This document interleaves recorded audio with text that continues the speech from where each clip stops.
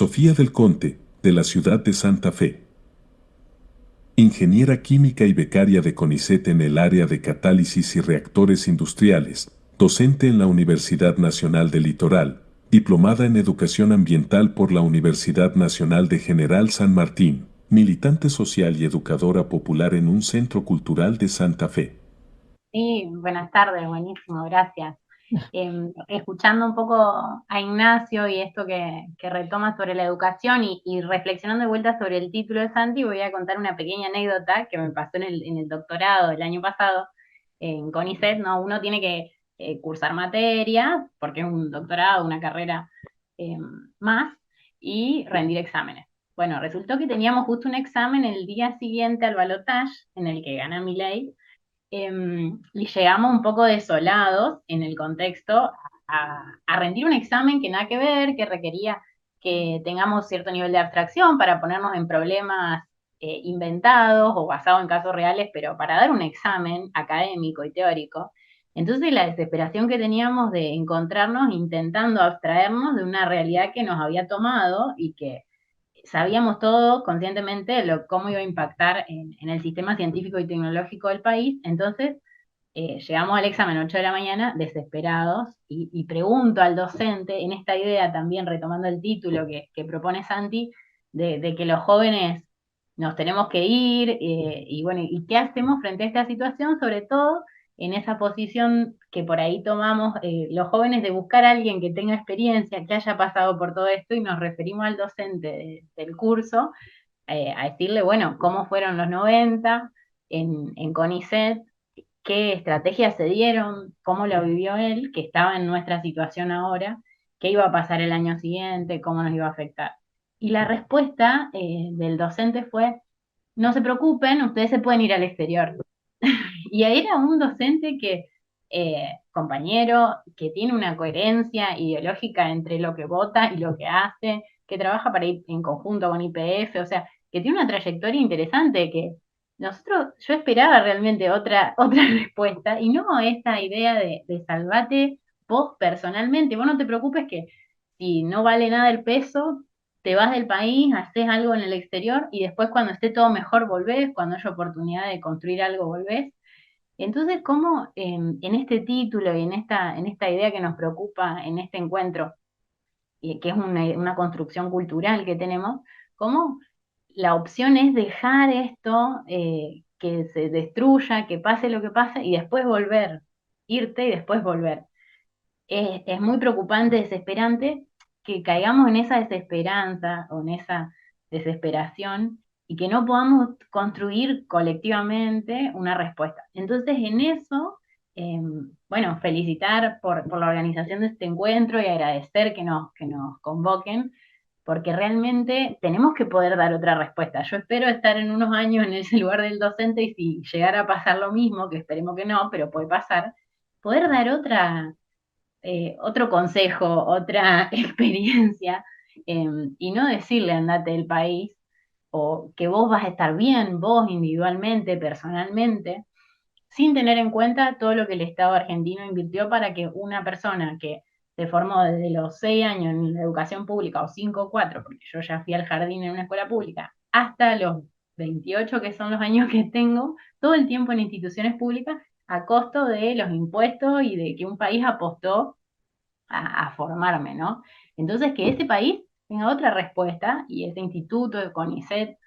o la política o mi referente educativo tenga otra respuesta para darme, esa es la apuesta que estamos haciendo acá al sentarnos a reflexionar y charlar de nuestras experiencias.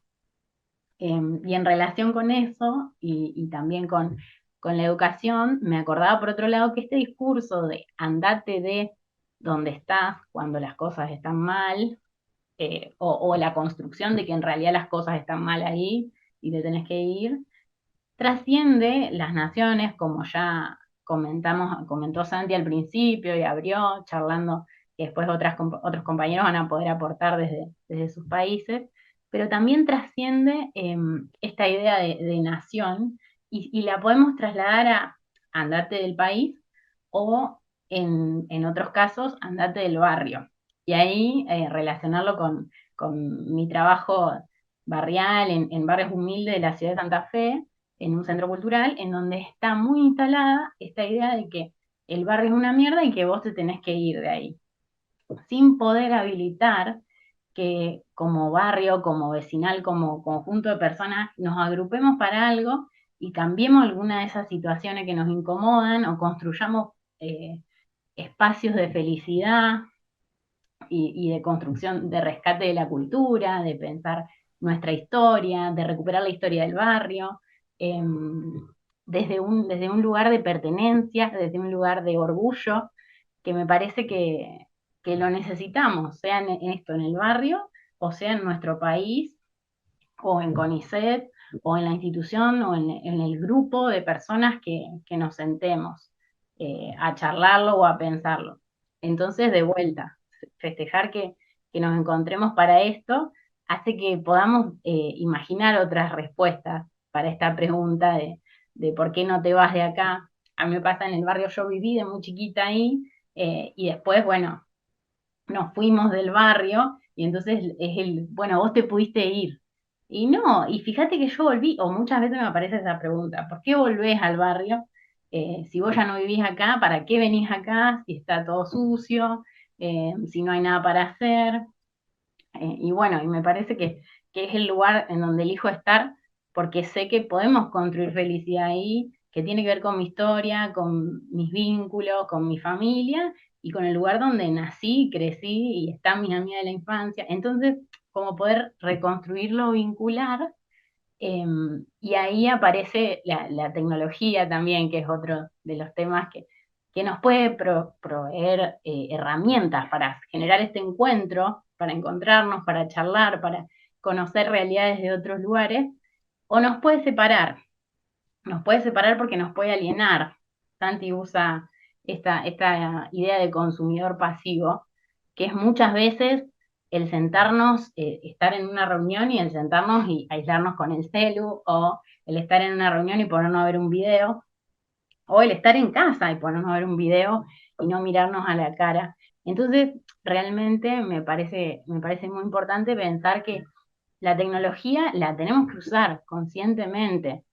y podemos hacer un uso democrático, podemos hacer un uso consciente, regulado, con un fin estratégico que definamos como país o que definamos como persona, como usuario, o podemos alienarnos, desbordarnos, regalarle nuestros datos, regalarle, la otra pregunta que nos hacemos en CONICET, por ejemplo, es mucho, ¿dónde están nuestros datos, nuestros repositorios de datos? ¿Lo vamos a poner en un Google Drive o vamos a generar, bueno, estamos generando en CONICET un repositorio en nuestra propia plataforma resguardada? Porque si no uno termina, si no lo pensás y no lo discutís, terminás regalando esos datos y no sabes dónde están, o llevado al barrio, esta idea de que, por ejemplo, pierden el celu y pierden todas sus fotos y su historia familiar, y el celu se pierde o te lo roban. Entonces, es muy importante que a cualquier escala podemos pensar, Lidia saluda, bueno, podemos pensar lo que nos impacta en el uso si lo hacemos inconsciente y no nos tomamos el tiempo de discutir, pensar alguna estrategia, porque bueno, un concepto que decía Ignacio hace un principio es como que llegamos siempre atrasados, todo va rápido y llegamos siempre atrasados a definir. Bueno, frenemos un poco y pensemos realmente qué nos interesa como país, o qué nos interesa como grupo, qué nos interesa como familia, y cómo acomodamos esa tecnología y usamos y seleccionamos nuestras herramientas inteligentemente para lograr eso. Entonces, bueno, esa era un poco la idea de que realmente nos impacta un montón en la vida comunitaria, no solo individual, y que estos espacios de reflexión o de pensar un poquito y hacernos algunas preguntas, de darnos ese tiempo de detener eh, eso que sigue pasando, como decía Ignacio, realmente nos puede ayudar un montón a poder dar otras respuestas a la que hace muchos años, como dice Santi, desde el colonialismo nos vienen dando y creemos que es la única que tenemos, ¿no? Gracias, Sofía. Me gustaría hacerte una pregunta porque Santiago mencionó en su intervención el hecho de que cuando la industria cinematográfica argentina se transformó en una competencia fuerte, se prohibió la exportación de celuloide al país para que no se pudiera filmar. No es el único logro tecnológico, digamos, o científico, cultural argentino que ha sido cercenado por presión extranjera. En tu experiencia, ¿ha habido alguna experiencia, en tu trayectoria, ha habido alguna experiencia similar?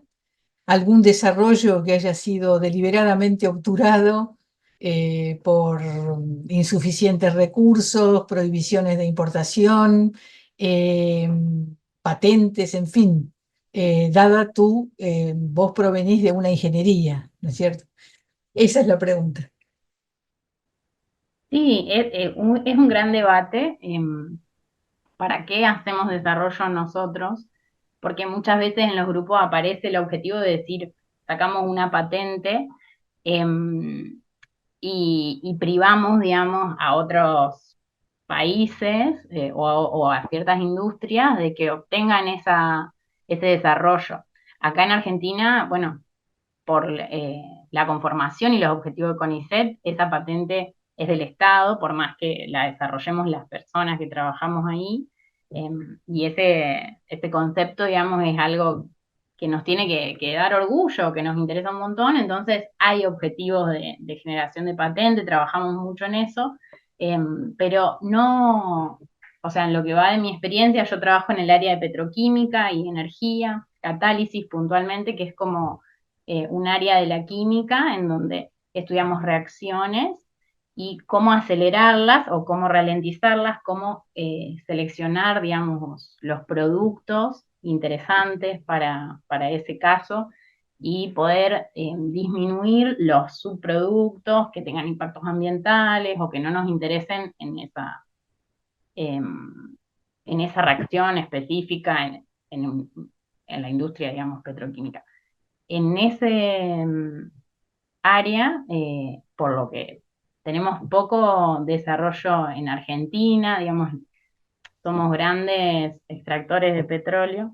y realmente son muchos los eslabones de la cadena productiva que nos faltan desarrollar y está muy concentrado, en eso podemos relacionarlo con lo que decían anteriormente de la industria tecnológica, como unas pocas empresas en el mundo. Lo mismo podemos pensar en energía y sobre todo en la industria del plástico, cómo se concentran los desarrollos y básicamente en ciertos países proveemos la materia prima y todo lo que se necesita para generar esa pila a base de minerales o generar ese plástico a base del petróleo. Y acá no tenemos pequeñas industrias o grandes, por eso, bueno, la importancia de que siga teniendo una acción mayoritaria, la mayoría de las acciones del país sobre YPF, porque dentro de todo ahí podemos aportar algo de todo el desarrollo, pero si no, mucho del desarrollo que hacemos para toda esa cadena productiva termina siendo para otros países y para esas pocas, y en eso parece muy parecido,